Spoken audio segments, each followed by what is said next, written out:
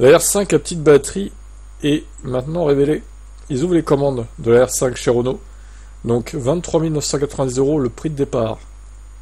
Avec bonus déduit, on précise. Donc nous avons 312 km d'ULTP, d'autonomie 11 kW en AC, bidirectionnel, mais le maximum de la charge d'essai passe de 100 à 80 kW. Mine de rien, par rapport aux versions Techno Iconic 5 en 52 kWh, la baisse de prix de 3500 €, ce qui vaut le coup si vous ne faites pas souvent de longs trajets. La Techno 40 kWh est ainsi à 29 990 € et l'Iconic 5 31 990 € hors bonus. Alors désolé, mais là, je suis désolé, mais c'est un peu cher quand même. Hein. Ça reste une batterie de 40 kWh. Est-ce qu'on peut pas faire un effort sur les prix en milieu de gamme? Mais ce n'est pas tout. Avec l'arrivée de l'autonomie urbaine, Renault lance une nouvelle finition. Moins équipée, l'évolution. Le prix de départ tombe avec elle à 27 990 €, soit 23 990 € en déduisant le bonus de 4 000 €, qui est valable jusqu'au 31 décembre. Mais bon, est-ce qu'en 2025, il sera toujours de 4 000 € ce bonus? C'est ça la question, quoi. Sur le plan technique, ce modèle n'a rien de low cost, les caractéristiques étant les mêmes que sur les finitions supérieures. Il y a même en série la pompe à chaleur, mais est-ce que le look et la dotation en prennent un coup? Déjà, les jantes, voilà. C'est des enjoliveurs, du coup. À l'ancienne. Après, c'est pas laid, hein, ça peut suffire. Il y a tellement de voitures, des Clio 2 ou même des vieilles R5 ou des Peugeot 206 qui se trimbalent des enjoliveurs comme ça. Bon, bah, on est habitué, hein, c'est pas moche non plus, ça va quoi. Pour des citadines, ça passe. La voiture conserve ses roues de 18 pouces, évitant l'effet roulette des versions de base.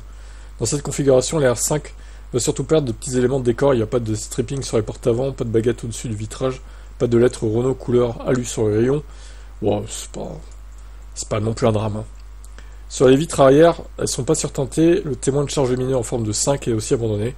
Le bouclier arrière est davantage peint en noir autour de la plaque, mais finalement, c'était comme ça sur le concept car. Il y a toujours les écrans à l'intérieur. Bon, c'est pas mal, hein, franchement. Franchement, ça va quoi. L'instrumentation passe de 10 à 7 pouces, le grand écran central 10,1, ça reste inchangé.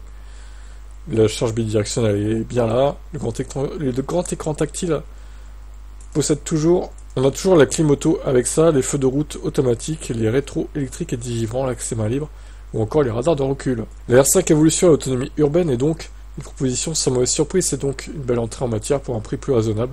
C'est aussi parce que Renault prépare la vraie variante de base en 2025, la 5, qui sera plus dépouillée.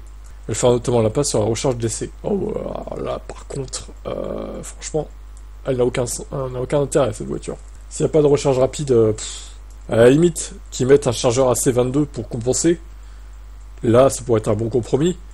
Mais si elle n'a pas de charge rapide et qu'elle est en 7 par exemple en AC, ça vaut pas le coup franchement. Bon, là, voilà. En gros, prix de départ 23 990 hors bonus. Sinon, tu rajoutes 2000 à chaque niveau de finition. Donc 25 990 et 27 990.